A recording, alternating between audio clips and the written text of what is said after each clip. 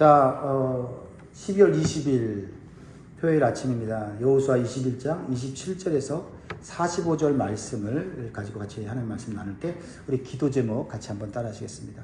세상 속에서 하나님의 은혜를 드러내게 하시고 도피성의 사명을 잘 감당하게 하소서. 우리가 사는 이 세상의 삶의 스타일은 다양합니다. 그러나 우리는 이 세상 사람들이 추구하는 삶의 스타일을 다 따라갈 수는 없어요. 왜냐하면 우리는 하나님을 믿는 자로서 하나님이 원하시는 삶의 스타일이 있기 때문에 그렇습니다. 그러면 우리는 하나님을 믿는 사람으로서 어떤 삶의 스타일을 살아야 될까요? 그 삶의 스타일의 모범을 구약에서 레위 지파를 통해서, 레위인들을 통해서 우리가 배울 수 있습니다. 각 지파 속에서 흩어져 살았던 이 레위인들의 역할은 오늘날 구원받은 성도가 이 세상에서 흩어져 살면서 삶의 영역에서 어떻게 살아야 되는지를 보여주고 있어요. 그래서 하나님께서는 가나안 땅을 정복하고 각 지파에게 다 풍성하게 분배하신 후에 레위인들을 한 지역에 묶어두지 아니하시고 모아두지 아니하시고 이스라엘 전역의 각 지파 속에 살게 하셨다는 거죠. 그 이유는 분명했습니다. 그들은 땅을 소유하는 자들이 아니라 백성 가운데서 하나님을 기억나도록 하는 존재였다는 겁니다. 하나님을 잊어버리며 사는 사람들에게 레위인들을 볼 때마다 하나님 살아계시지, 하나님 능력의 하나님이시지, 하나님 문제를 해결해 주시는 분이지, 하나님 사랑의 하나님이지 라고 느끼며 살 수 있게 돼요. 우리가 이 세상에 살아야 되는 것, 많은 것을 소유하며 풍성하게 사는 것, 그것이 우리의 삶의 목적이 아니라 우리를 보면서 세상 사람들이 때때로 낙심하고 절망하고 어떻게 살아야 될지 모를 때 하나님이 계시구나, 하나님이 우리를 인도하시는구나, 하나님을 우리를 보호하시는구나 하는 우리의 삶의 스타일을 통해서 우리가 전하는 말씀과 실천을 통해서 나타나게 되어야 될 줄 믿습니다. 그리고 이 레위인의 성읍 가운데 특별히 중요한 역할을 했던 것이 바로 도피성이에요. 도피성. 이 도피성은 단순한 제도가 아니라 하나님의 마음과 성품, 그리고 장차 오실 예수 그리스도의 복음을 미리 보여주는 장소였어요. 이제 본문을 따라가면서 도피성과 레위인의 역할이 어떻게 복음으로 완성이 되고 오늘 우리 성도의 삶과 어떻게 연결되는지를 우리 살펴보고자 합니다. 첫 번째는 도피성은 죄인이 피하여 살 수 있는 것이었고 예수 그리스도는 죄인을 품으시는 참된 피난처이시다라는 거예요. 여호수아 21장 전체는 레위 지파에게 주어진 성읍들 가운데 도피성이 포함되어 있어요. 레위인들에게는 최소한의 먹고 살 수 있는 목초지를 하나님이 주셨어요. 그리고 도피성을 같이 주셨어요. 이 도피성은 그들에게 주신 또한 사명이었죠. 27절을 보면 레위 가족의 게르손 자손에게는 므낫세 반지파 중에서 살인자의 도피성 바산 골란과 그 목초지를 주었고 또 부에스드라와 그 목초지를 주었으니 그 성읍이요. 레위 자손들이 어디에 살아요? 레위 지파들끼리만 사는 게 아니라 오늘 이 게르손 자손은 므낫세 반지파 속에 머물면서 도피성 안에서 하나님 주신 목초지를 가지고 최소한의 생계를 유지하면서 하나님의 일을 했다라는 거죠. 도피성들은 실수로 사람을 죽인 자가 보복자의 손에서 벗어나 생명을 보존받을 수 있는 하나님의 그러한 은혜의 장소였다는 거죠. 고대 사회에서는요, 분노와 복수가 정의처럼 여겨지던 시대예요. 그러나 하나님은 도피성을 통해서 말씀하세요. 복수에 대한 판단은 나의 것이고 생명은 함부로 끊어서는 안 된다라고 말씀하세요. 그것을 누구를 통해서 깨닫게 하세요? 레위인들을 통해서. 그래서 도피성은 하나님의 공의 이전에 베푸시는 은혜의 공간이었다는 겁니다. 이런 공간이 우리를 통해서 세상에 드러나야 한다는 거죠. 하나님은 죄의 문제를 가볍게 여기지는 않으시지만은 동시에 생명을 즉시 끊어버리는 세상의 방식도 허락하지 않으셨어요. 이 도피성은 예수 그리스도를 상징합니다. 예수는 우리의 피난처이십니다. 도피성이 육체의 생명을 잠시 보호했다면 예수 그리스도는 죄 아래에 있던 우리의 영혼을 영원히 보호하시는 피난처 되십니다. 그래서 사도 바울은 이렇게 고백합니다. 예수 안에 있는 자의 복이죠. 그러므로 이제 그리스도 안에 있는 자에게는 결코 정죄함이 없나니. 로마서 8장 1절이죠. 그리고 히브리서 6장 18절에 보면 하나님이 거짓말을 하실 수 없는 이 두 가지 변하지 못할 사실로 말미암아 앞에 있는 소망을 얻으려고 피난처를 찾는 우리에게 큰 위안을 안위를 받게 하려 하십니다. 이 세상에 많은 사람들이 피난처를 찾습니다. 그래서 돈이 많은 사람들은 자기 집 밑에 핵폭탄이 터져도 안전하게 피난처를 마련하죠. 그러나 오늘날은 그것도 안전하지 않다고 얘기하지 않습니까? 참된 피난처는 우리의 육신이 아니라 우리의 영혼이 평안히 누릴 수 있는 곳, 바로 주님의 품인 줄 믿습니다. 그러므로 우리 성도의 삶은 분명합니다. 교회와 성도는 죄인을 몰아내는 공간이 아니라 죄인이 그리스도께 피하도록 인도하는 도피성이 되어야 합니다. 정죄보다는 복음으로, 복수보다는 은혜로 품는 삶이 그리스도 안에 있는 삶인 줄 믿습니다. 우리는 모두 의도했든 의도하지 않았던 죄의 결과와 영향 속에서 살아가는 자들이에요. 그래서 이 세상 고통과 갈등 속에서 끊임없는 노동과 힘없는 삶을 살게 될 수밖에 없어요. 그런데 예수 그리스도께서 이 땅에 오셔서 이 어둠과 고통 속에 살고 있는 자들에게 도망쳐 숨을 수 있는 영원한 도피처, 피난처가 되어주셨다는 거죠. 그래서 예수님 오셔서 하신 말씀이 뭐예요? 수고하고 무거운 짐 지는 자들아 다 내게로 오라, 내가 너희를 쉬게 하리라. 마태복음 11장 28절에 이 세상의 삶, 사람들의 삶 속에서는 쉼이 없다는 거죠. 그러나 주님 안에 쉼이 있다는 겁니다. 우리는 완벽해서 교회에 온 사람들이 아니라 피할 것이 없어 그리스도께 도망쳐 온 사람인 것을 기억하시기 바라요.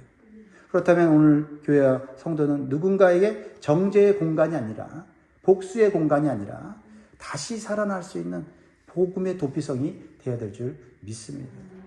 사랑하는 성도 여러분, 오늘 누군가에게 여러분이 피난처가 되고 그리스도께로 인도하는 도피성이 되시기를 주의 이름으로 축원드립니다. 두 번째로 레위는 도피성을 관리하는 중보자였고 예수 그리스도는 우리의 완전한 중보자이십니다. 도피성이 은혜의 공간으로, 은혜의 공동체로 유지되기 위해서는 그 안에서 공정한 판단이 필요했습니다. 그래서 하나님은 그 역할을 레위인들에게 맡긴 거예요. 레위인들은 무슨 일을 합니까? 제사장으로서 또 성전에서 봉사하는 자로서 하나님의 말씀을 가르치는 거죠. 하나님의 말씀을 통해서 은혜의 공간이 될 수 있도록 하나님이 하셨다. 누구나 평강을 원하고 누구나 안전을 원하지만 그 기준이 올바르지 않으면 결코 하나님이 원하시는 은혜의 공간이 되잖아요. 하나님의 말씀은 우리에게 엄격한 것 같지만 우리에게 은혜를 주고 우리에게 평강을 주고 우리의 삶을 영원토록 행복하게 만드는 줄 믿습니다. 그것이 레위인인 율법 교사들이 해야 되는 일이 있었다. 그래서 도피성 곳곳에 이 레위인들이 흩어져 살면서 그들의 삶의 스타일도 하나님 중심의 삶도 보여줘야 되지만 하나님의 말씀이 갈등 속에 있을 때 어떻게 그 문제를 풀어가야 되는지를 가르쳐줘야 될 필요가 있었다는 것입니다. 그래서 레위인들은 개인 감정이나 판단이 아니라 하나님의 말씀을 기준으로 사건을 다루는 중보자적 역할을 감당하고 있었다는 거예요. 그게 이스라엘 공동체가 은혜 속에 거할 수 있었다는 거죠. 그들 가운데도 인간들이 모여있는 곳에는 서로 미워하고 시기하고 상처를 주고 복수하는 일이 생기게 마련이지만 그러한 것들을 극복하게 하는 것은 바로 하나님의 말씀인 바로 율법이었다는 거죠. 그래서 그것을 또한 가르치는, 해석하여 잘 가르쳐서 사람들이 하나님의 뜻을 따를 수 있도록 했던 것이 바로 이 레위인들의 역할이었다. 그러나 이 레위인들의 중보적 역할은 제한적이었다라고 하는 것을 보게 되죠. 그들은 하나님의 말씀을 설명은 잘할 수 있었지만 죄를, 사람 마음속에 있는 죄를 제거하지는 못했습니다. 그 역할은 예수 그리스도, 참된 중보자이신 예수 그리스도 안에서 완성된 것입니다. 예수님은 단순히 율법을 해석하고 가르치는 분이 아니라 율법의 요구, 율법의 저주를 자기 몸으로 끊어내신 분이십니다. 자기 피로 하나님과 우리 사이에 막힌 담을 허무신 완전한 중보자이십니다. 우리가 그분을 믿을 때 그분에게 있는 그 의의가 우리에게 전가되는 줄 믿습니다. 그렇습니다. 예수 그리스도께서는 디모데 2장 5절에 이렇게 말씀합니다. 하나님은 한 분이시요 또 하나님과 사람 사이의 중보자도 한 분이시니 곧 사람이신 그리스도 예수라. 예수님은 말로만 중재하신 분이 아니라 자기 피로 자신의 몸을 던져서 피를 흘려서 우리와 하나님과 원수된 관계를 회복시켜 주셨습니다. 우리가 죄를 지어도 당장 죽지 않고 심판받지 않는 이유는 주님이 우리의 모든 죄와 저주를 십자가에서 끊어놓으셨기 때문이고, 우리가 예수 그리스도의 보혈을 의지해서 기도하면 우리 죄를 용서하심으로 다시 하나님과 화평의 관계로 나아가게 된 줄 믿습니다. 그러므로 야고보서 5장 16절에는 서로 죄를 고백하며 서로를 위하여 기도하라고 말씀하고 있습니다. 성도의 삶은 판단자의 자리가 아니라 중보자의 자리로 들어가야 될 줄 믿습니다. 다른 사람의 연약함과 허물을 드러내는 사람이 아니라 그를 예수 그리스도 앞으로 데리고 가는 자리로 가야 될 줄 믿습니다. 예수 그리스도 앞에서 그 사람이 그 문제를 해결하도록 도와줘야 하는 것입니다. 그리고 그들의 연약함과 허물을 우리는 중보자적인 역할로서 올려드리는 역할을 해야 될 줄 믿습니다. 이런 기도의 삶이 레위인의 사명을 이어받은 오늘날 성도들의 모습인 줄 믿습니다.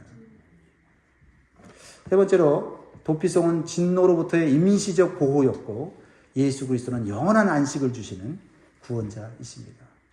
구약의 도피성에는 분명한 한계가 있었어요. 뭐냐면 사람을 실수로 죽인 자가 그 도피성에 도망가면 피할 수 있었는데, 근데 그곳에 있던 대제사장이 살아있는 동안에만 보호를 받았어요.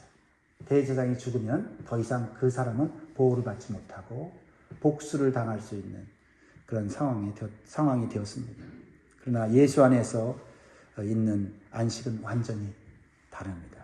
예수님은 죽으셨으나 다시 살아나셨고 지금도 살아계신 영원한 대제사장이십니다.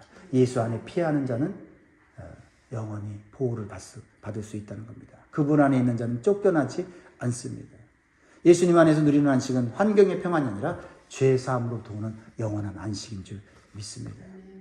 우리의 삶은 여전히 분주합니다. 근본적으로는 영원한 안식이 준비되어 있습니다. 분주함 속에서, 복잡함 속에서 하나님이 줄 영원한 안식을 바라보면서 우리는 이 내면으로부터 오는 주님의 평강을 누려야 될 줄 믿습니다. 여호수아 21장 이제 후반부로 가서 도피성과 레위 성읍 이야기를 마무리하면서 이런 말씀을 하죠. 44절 말씀 같이 한번 읽고 마무리하겠습니다. 시작.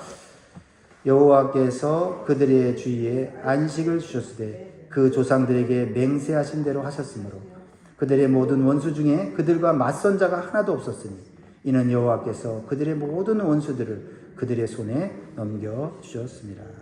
이 안식은 가나안 땅에서 역사적, 시간적 안식이었어요. 전쟁은 끝났지만 사실 그들 안에 죄와 죽음의 문제는 여전히 해결되지 않았습니다.